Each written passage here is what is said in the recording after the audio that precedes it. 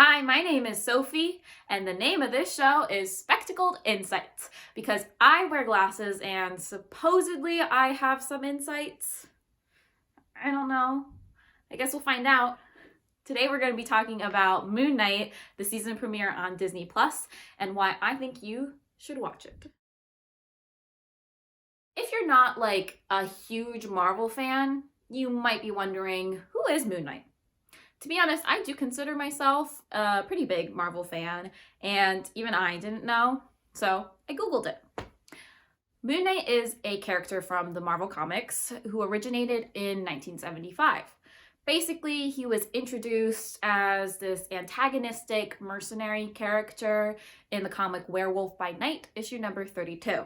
But since 1975, he's grown into a heroic character who has his own cult following. Hence why they're making a TV show about it. One of the distinguishing characteristics of Moon Knight is that he has dissociative identity disorder. According to the DSM-5, dissociative identity disorder is defined by the presence of at least two distinct and separate personalities, sometimes called alters, within an individual.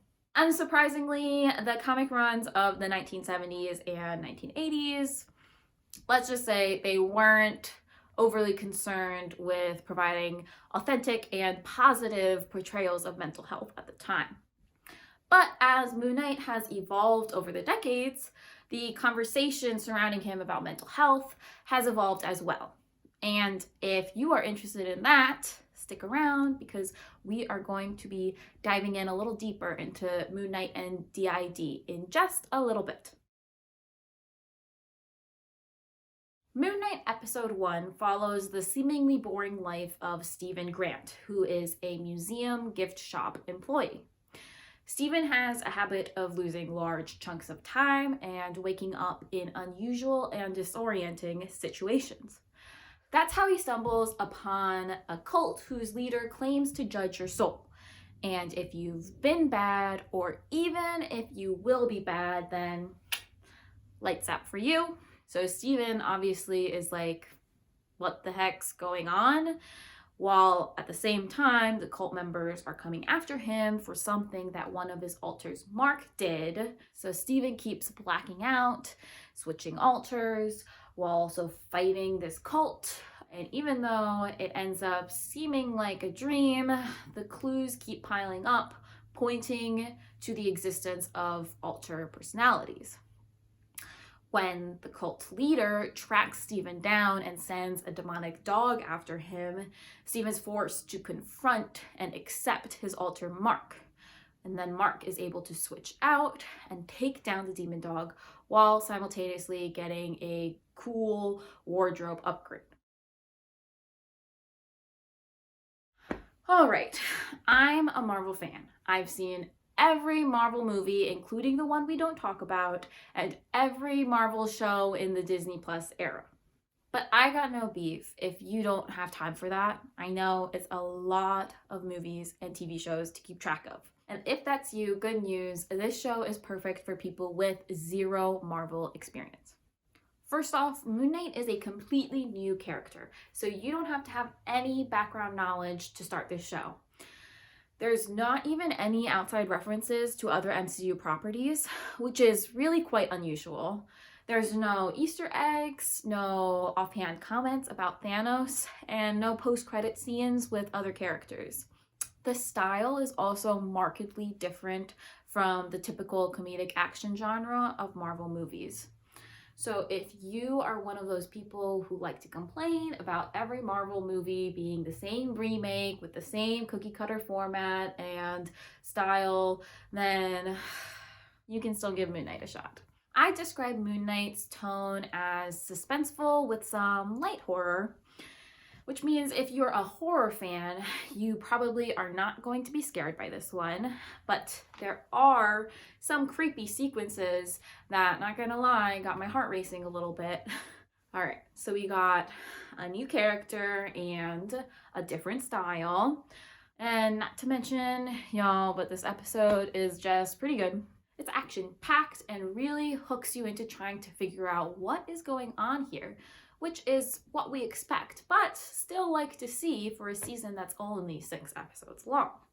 And for the people who care about aesthetics, it has some really nice shots. So shout out to cinematographer Gregory Middleton, because just look at these stills. They're gorgeous. I can't wait to see 5 more episodes of this. Okay, so those are all the reasons that I like this episode.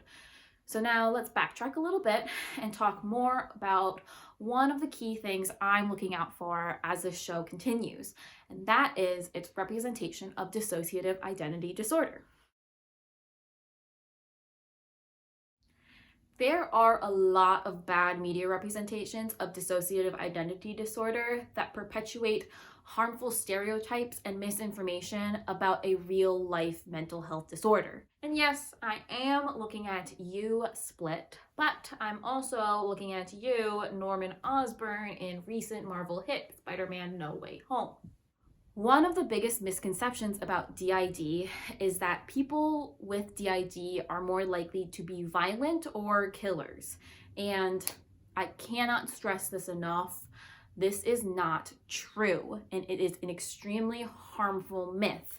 As far as episode 1 of Moon Knight goes, yes, Moon Knight's DID is of course sensationalized, and his alter Mark does commit violence. But it is either in self-defense or against the clearly not so great cult, so it seems justified so far. Another common yet inaccurate myth about DID is that people in adulthood can develop DID, when in reality, it's a disorder that develops during childhood as a survival response to trauma. So my question is, how is the show going to approach the development of Moon Knight's DID? Because in the comics, it's been given several different explanations with varying degrees of accuracy. But I do have hope that Moon Knight can handle the mental health aspect of the show in a serious and appropriate manner.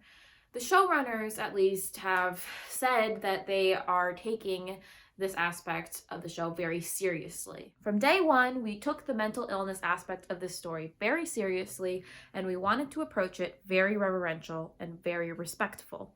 Grant Curtis, executive producer. Whatever we're putting out there in the universe has to be ultimately good and uplifting and have a positive message about mental health. Jeremy Slater, executive producer. And I know that Moon Knight is a fictional character, but DID has had some really poor media representations in the past, and that's why I think it's so important for the writers to really do the research and help dispel some of the public misinformation and stigma surrounding this mental health disorder. There's some evidence that Moon Knight's representation of mental health is already having a positive impact. During my research for this video, I came across a reaction piece titled "Moon Knight's depiction of dissociation made me feel seen," written by someone who experiences dissociation as part of their complex post-traumatic stress disorder. Danielle Ryan writes, "It's painfully and hilariously relatable to anyone who has ever come to their senses after a mental health episode and realizes they have a lot of cleaning up and apologizing to do." She later writes, "Representation matters, and hopefully other people who see shades of themselves in Moon Knight will be able to find help and treatment, or if they're already in it, they'll be reassured that they're not alone."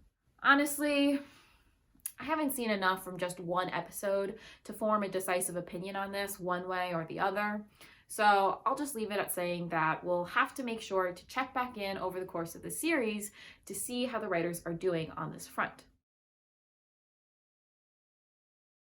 In conclusion, I liked the first episode of Moon Knight, and I'd recommend it to Marvel fans and non-fans alike.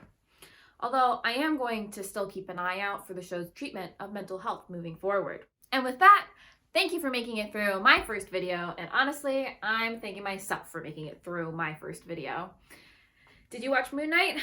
Let me know what you thought. Did you agree, disagree, have any opinions? I want to hear them. I'll be here next week. Hopefully, I'll see you there too. We're going to be discussing Moon Knight episode 2. Until then, peace.